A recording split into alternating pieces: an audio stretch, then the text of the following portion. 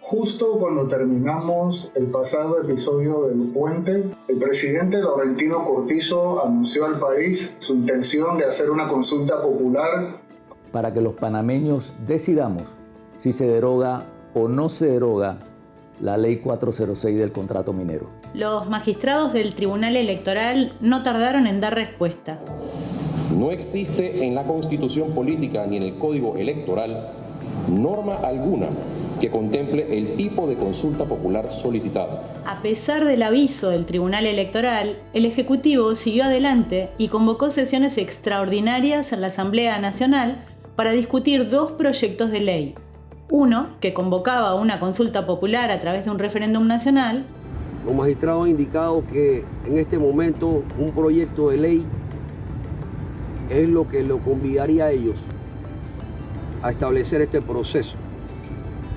Y es por eso precisamente que la noche de ayer el presidente Cortizo da este anuncio al país y el Consejo de Gabinete hasta altas horas de la noche nos autorizó para el día de hoy presentarnos aquí en la Asamblea Nacional de Diputados. Y otro que implementaría una moratoria minera a nivel nacional. Aunado a esta iniciativa y para contribuir al llamado que han hecho los panameños sobre el tema minero, vamos a proponer la introducción de un artículo dentro del proyecto presentado por el Ejecutivo que suspenda los efectos del contrato de ley 406. El gobierno retiró el proyecto de ley de la consulta popular, mientras que el de la moratoria minera siguió avanzando hasta el tercer debate en el órgano legislativo. Para la bancada independiente liderada por el diputado Juan Diego Vázquez, esto sería perjudicial para el país. Si se derogase la ley 406, la Corte se vería obligada, publicada la ley que deroga la ley 406, a declarar la sustracción de materia sobre esas demandas, que son la única forma de acreditar su invalidez constitucional, es decir, de acreditar que fue mal negociado y mal aprobado el contrato. Gracias a la presión ciudadana, los diputados bajaron a segundo debate el proyecto de ley 1110 e eliminaron el controvertido artículo que derogaba el contrato ley con Minera Panamá y mejoraron los artículos restantes haciéndolo acorde a las recomendaciones del Centro de Incidencia Ambiental y el movimiento Panamá Vale Más Sin Minería. El presidente sancionó la ley el mismo día que se aprobó. Ahora era el turno de la Corte Suprema de Justicia de actuar. Como presidenta de la Corte Suprema de Justicia, comunico a la faz del país que los magistrados y magistradas que integramos el Pleno hemos decidido por unanimidad declarar inconstitucional toda la Ley 406 de 20 de octubre de 2023.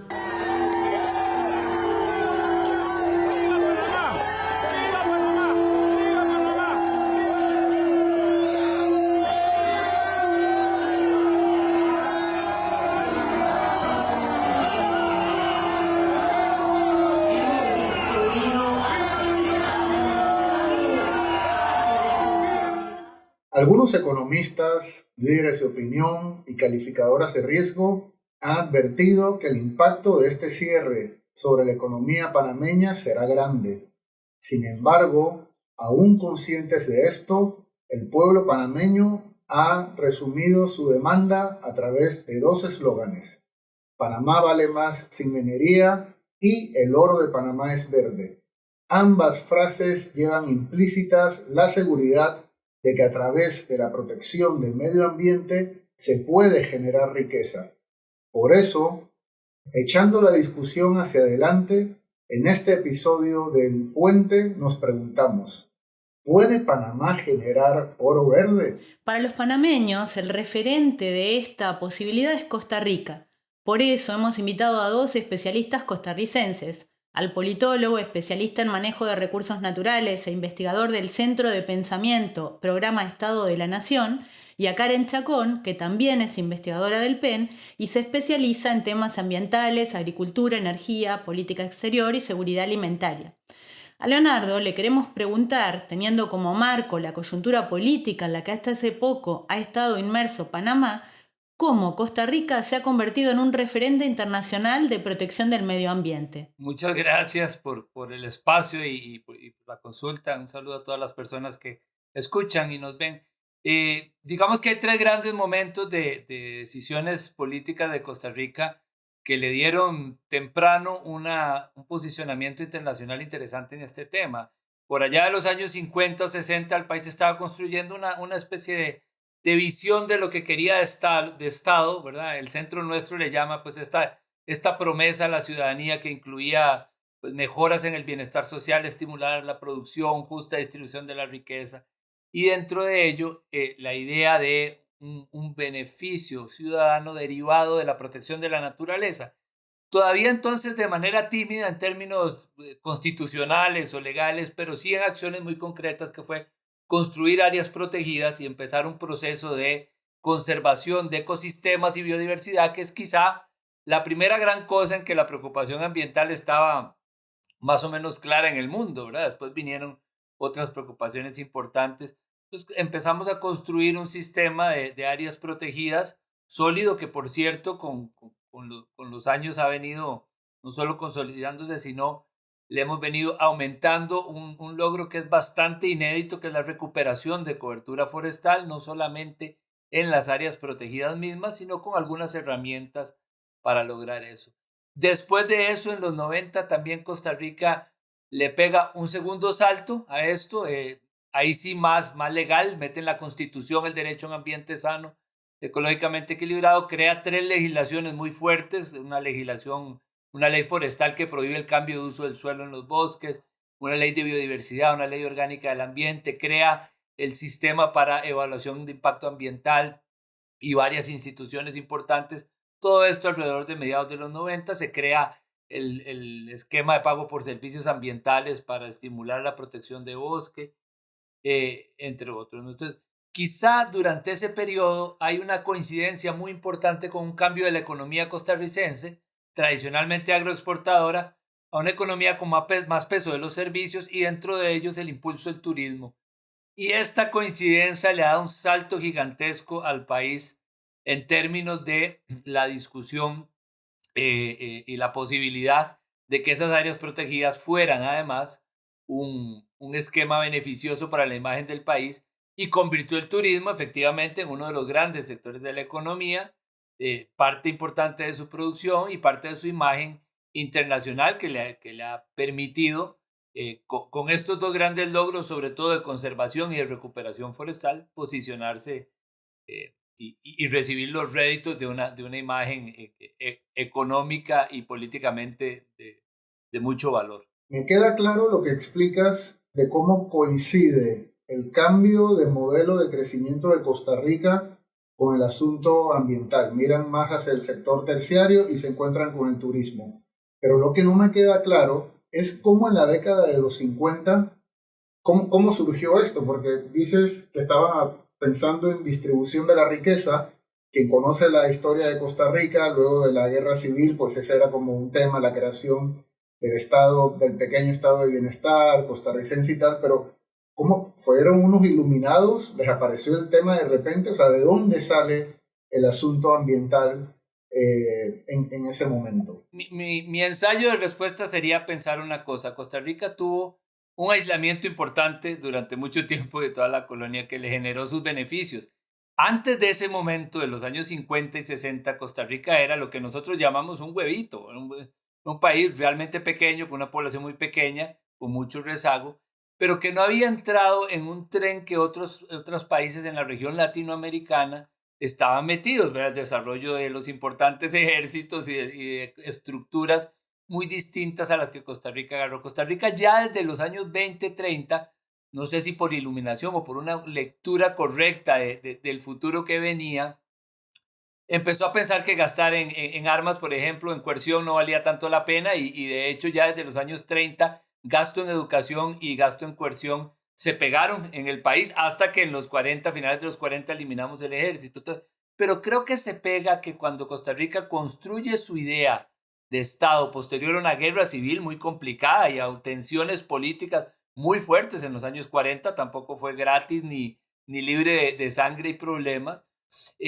Cuando empieza a construir una idea de Estado, creo que logra identificar cómo hacerlo con el mayor bienestar para la mayoría de las personas, no solo con el tema de crecimiento económico. Creo que en eso sí es cierto que Costa Rica adelanta un poquito y quizá siguiendo el modelo de algunos países en el mundo, ¿verdad?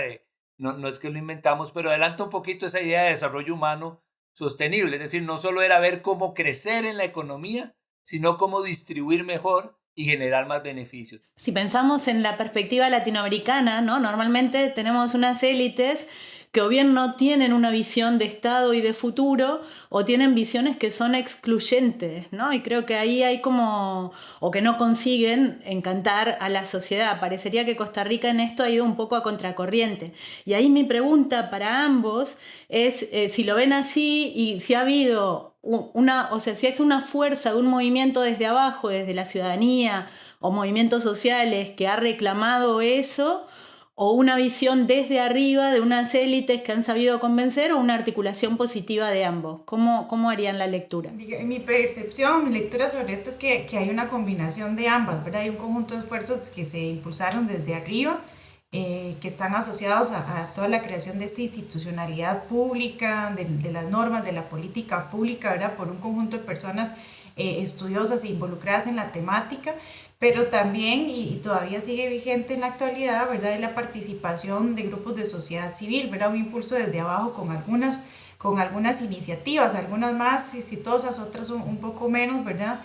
Pero sí observamos para el caso de Costa Rica una ciudadanía que ha sido muy activa desde diferentes espacios y que sigue siéndolo, ¿verdad?, en algunos momentos con altibajos, ¿verdad?, en algunos momentos, pero que sigue siéndolo, por ejemplo, a través de la organización social. En el país tenemos una importante cantidad de organizaciones de sociedad civil u organizaciones no gubernamentales que están trabajando el tema o la temática ambiental en general, ¿verdad?, en distintas áreas, desde la parte de conservación, pero también hoy en temas que podríamos decir son un poco más nuevos en la agenda ambiental, al menos para el caso de Costa Rica.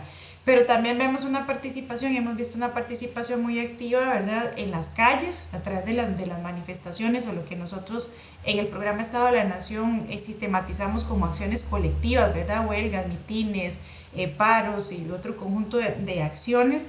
Y además, para el caso de Costa Rica, también se han creado, sobre todo en los últimos años, plataformas de denuncia, ¿verdad?, de espacios donde la ciudadanía puede también recurrir para presentar quejas, ¿verdad?, o para denunciar actos a los cuales tiene evidencia de que se está generando un impacto negativo en términos de los recursos naturales o de los servicios que estos proveen.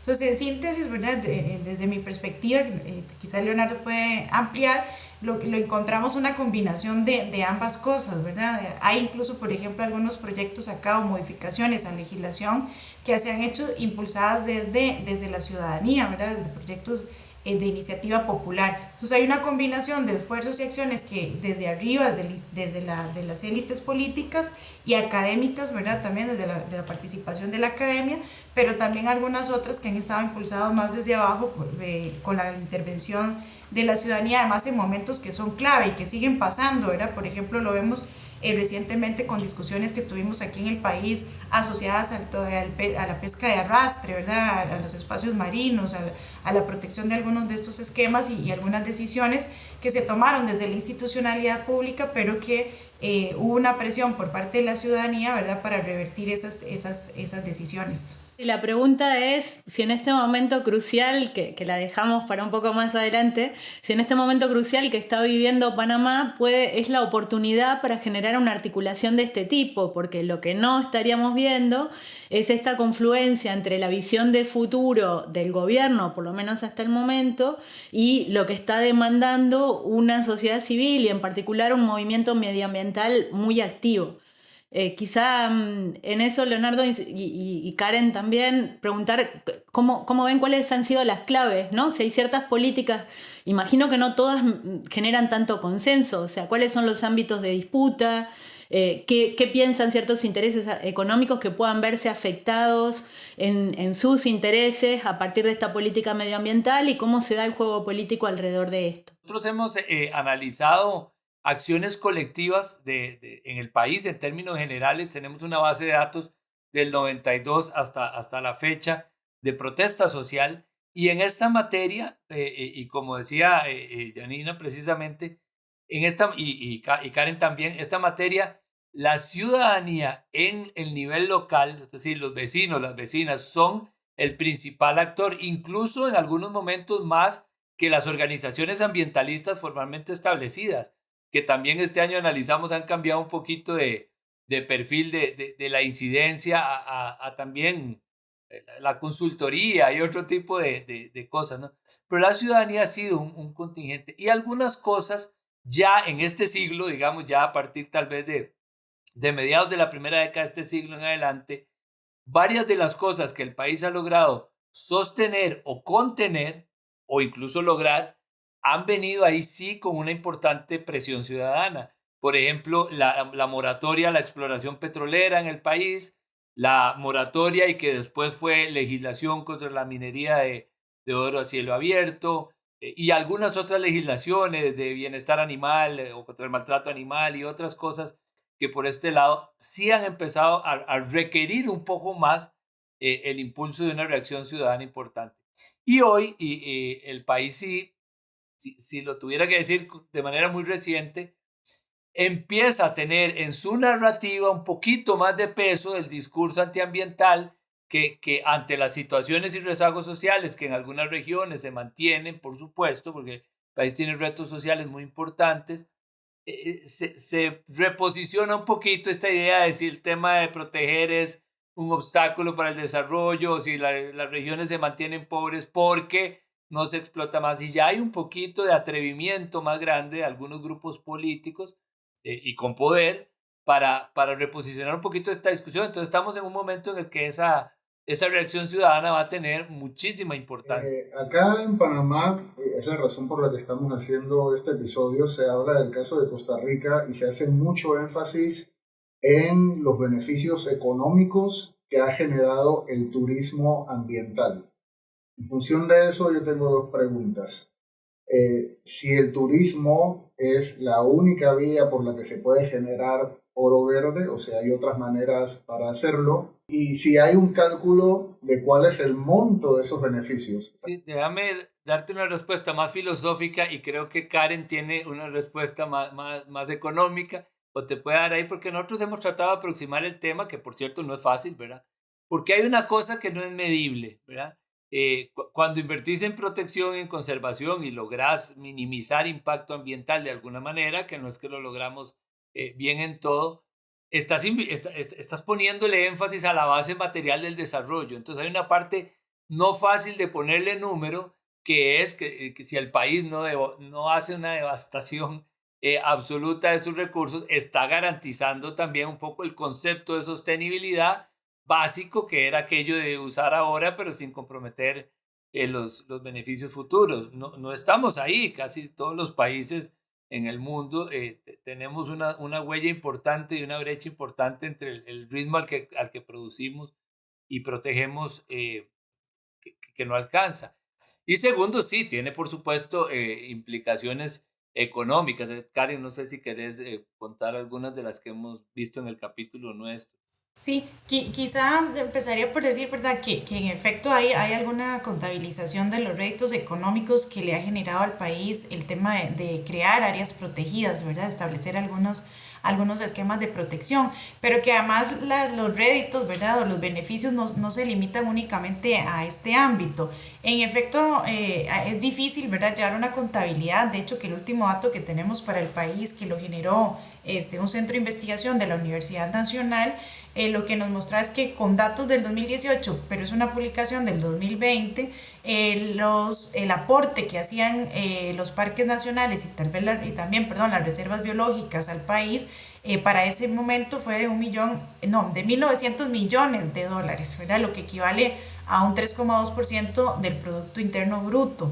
Y eso está asociado fundamentalmente a actividades relacionadas con el turismo, ¿verdad? Entonces, hay para decir que hay distintas formas, ¿verdad?, de materializar o observar cuáles son estos réditos. Entonces, uno sin duda es el económico, ¿verdad? Las áreas protegidas generan un aporte importante al Producto Interno Bruto del país.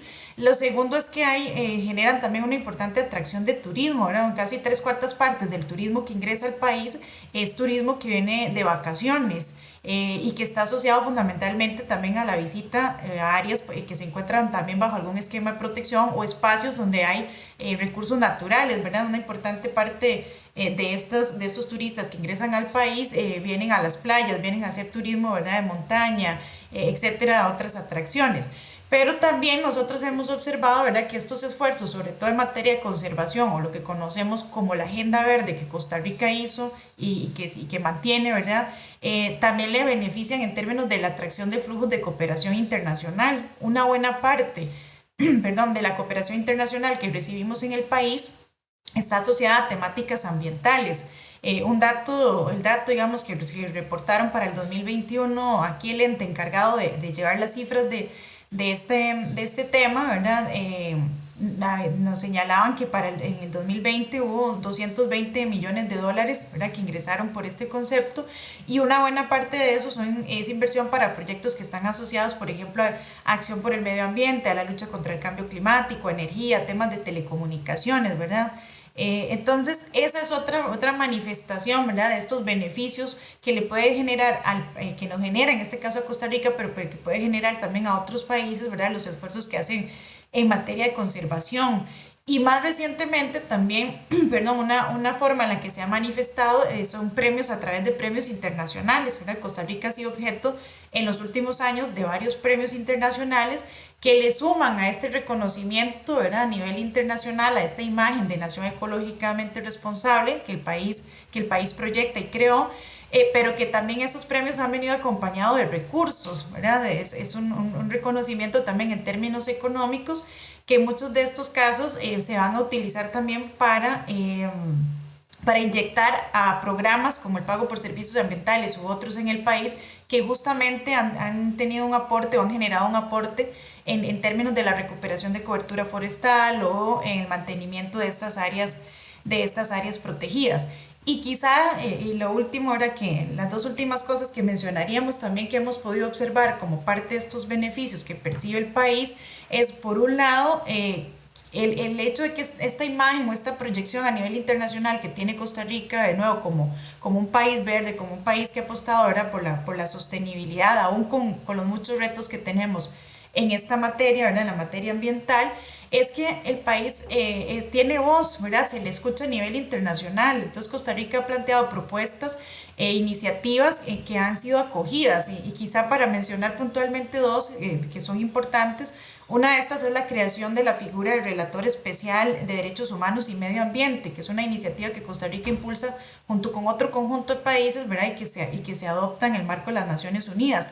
Pero también el país lideró, por ejemplo, el reconocimiento a través de la aprobación de una resolución en el Consejo de Derechos Humanos, también de las Naciones Unidas, del derecho humano a un ambiente limpio, saludable y sostenible a nivel internacional. Era una resolución que se adoptó en el 2021. Entonces, a lo que hoy es que también, ¿verdad?, hay otras formas que tal vez no logramos traducir en la parte económica, ¿verdad?, o no se monetarizan, pero que sí observamos que generan réditos importantes. Se ve una articulación muy virtuosa entre condiciones sociales, económicas y políticas y también de contexto internacional, ahí muy, muy positiva.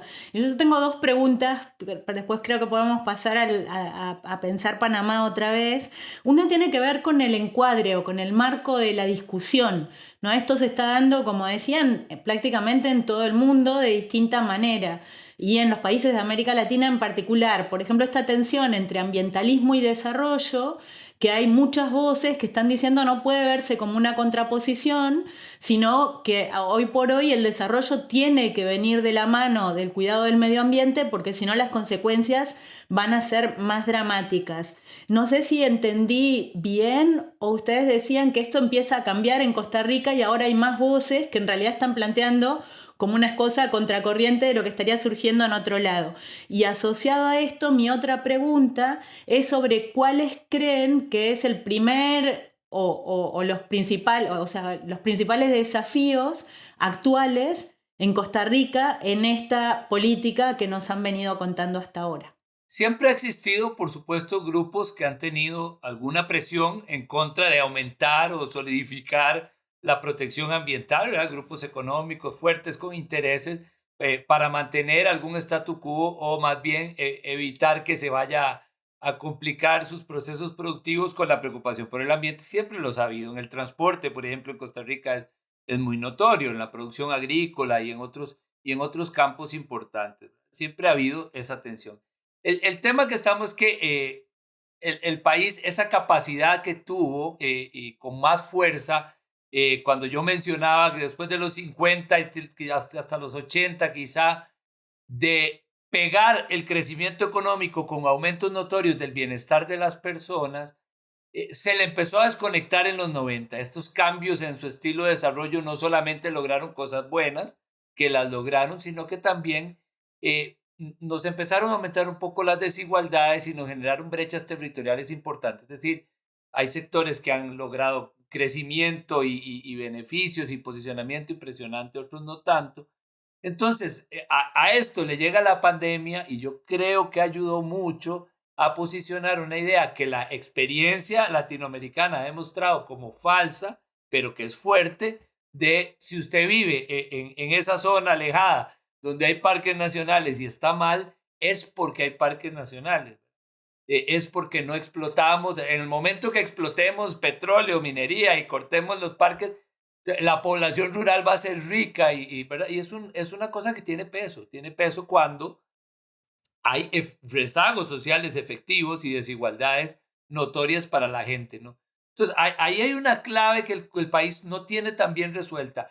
Todavía este siglo está prohibiendo la minería, todavía no sucumbe a las presiones internas, incluso que hay de que se meta con petróleo, pero sí tiene un discurso un poco más posicionado de que la evaluación de impacto ambiental, la prohibición de hacer ciertas cosas, tiene efectos negativos para las poblaciones más rezagadas. Quizá solo agregar que a lo que ya mencionaba Leonardo, que en efecto, ¿verdad? Esas presiones por el uso de los recursos y el territorio han estado y están siempre presentes, pero que sí observamos, ¿verdad?, que en momentos de crisis como los que generó la pandemia, se retoman estos discursos, ¿verdad? Estas narrativas de pensar, ¿verdad?, que ante una situación económica que se complicó y una crisis fiscal en el país, ¿verdad?, se puede hacer uso de estos recursos, ¿verdad? Y narrativas que plantean que la protección es un obstáculo justamente para generar más riqueza y bienestar, pero de nuevo, como veníamos señalando, ¿verdad?, la poca información, porque nos falta sin duda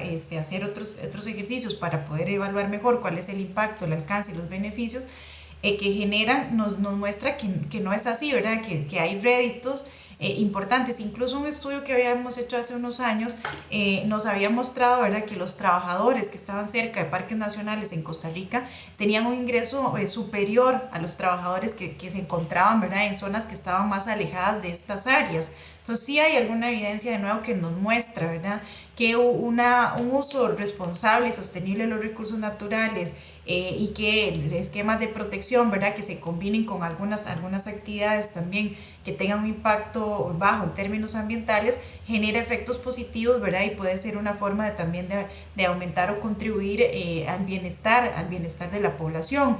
Es cierto que también tenemos algunas discusiones pendientes, ¿verdad?, sobre cómo extender, por ejemplo, los beneficios que reciben en algunas zonas las personas trabajadoras, ¿verdad?, o las comunidades, que no necesariamente se replican en todos los casos a nivel nacional, ¿verdad? Pero sí, de nuevo, hay datos, ¿verdad?, información que nos evidencia que una adecuada gestión puede tener resultados positivos desde la parte ambiental, pero también desde la parte socioeconómica. Muy bien, Yanina. Ya hemos escuchado el caso costarricense, que como hemos contado durante las protestas, era el principal referente para la población panameña sobre la protección del medio ambiente y la posibilidad de generar riqueza. Y creo que ahora podemos aterrizar en Panamá, volver a Panamá. Para eso nos acompaña Osvaldo Jordán, que es biólogo, es politólogo, es investigador del CIEPS. Y a Osvaldo queremos plantearle una pregunta, habiendo escuchado el caso costarricense. ¿Cuánto ha avanzado Panamá en la protección del medio ambiente y en la posibilidad de generar riqueza a partir de allí, y qué le queda por hacer en los próximos años y décadas para poder desarrollar todo el potencial del país en este sentido. Sí, en Panamá se da una clara contradicción entre lo que es un avance jurídico muy significativo. Realmente Panamá ha adoptado la mayoría de las leyes modernas, derecho de la naturaleza, acuerdo Escazú, o sea, está realmente en sintonía con la legislación internacional ambiental, pero por otro lado, la imposibilidad real de implementar estas políticas ambientales en la vida diaria, en lo que realmente está cerca de la gente. Entonces, eso genera una gran frustración porque se sabe que las leyes existen, existe una preocupación ciudadana por tratar de lograr una protección del ambiente, pero al mismo tiempo una ineficacia, una incapacidad de llevar estas leyes a la implementación que es la raíz de mucha de la frustración que se ha generado en sentido de la temática ambiental. Hoy día yo creo que el mayor desafío es cómo llevar esta legislación, este pensamiento a la realidad y sobre todo poder integrar las diferentes instituciones del Estado en una acción conjunta, en una acción concertada en protección del ambiente. Y creo que ha sido uno de los grandes éxitos de Costa Rica, o sea, al haberse priorizado a nivel nacional, entonces las instituciones tenían que todas ajustarse a lo que eran las reglas del país. Lamentablemente en Panamá el tema ambiental se sigue viendo desde las élites y no es un tema de gobierno, es un tema de pensamiento político de los partidos políticos en general. Se sigue viendo el tema ambiental como un tema subsidiario, como un tema poco prioritario, un tema marginal. Entonces se adoptan las legislaciones, se hacen las declaraciones, pero en la realidad se está privilegiando el gran capital, lo que son las inversiones privadas por encima de la ley, ¿no? O sea, el Estado de Derecho es selectivo. A nivel ambiental no se implementa, pero por otro lado, a nivel de inversiones se obvia toda la legislación ambiental para que estas inversiones avancen sin ninguna restricción. Osvaldo, teniendo en cuenta esto que es la visión general del problema en Panamá, a pesar de esto, ¿hay alguna experiencia piloto que podamos pensar que ha sido exitosa en este sentido? Sí, mira, a nivel de la base de la ciudadanía hay muchas experiencias exitosas. Incluso la primera área protegida que se crea en Panamá se da el Colmón de Macaracas por una iniciativa de la propia población campesina, ¿no?, que quería proteger el agua.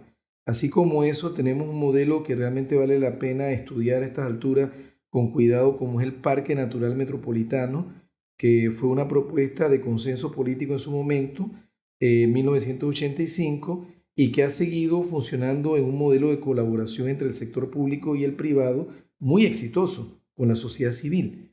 Y un caso bien interesante es el caso del área de conservación de San Lorenzo, una propuesta de la ciudadanía liderada por CEASPA, una organización no gubernamental que conocemos que tiene una ejecutoria muy importante y que ha tenido el apoyo de la sociedad en la costa abajo de Colón, que pues ha dado todo lo que sea necesario para que continúe hasta el día de hoy.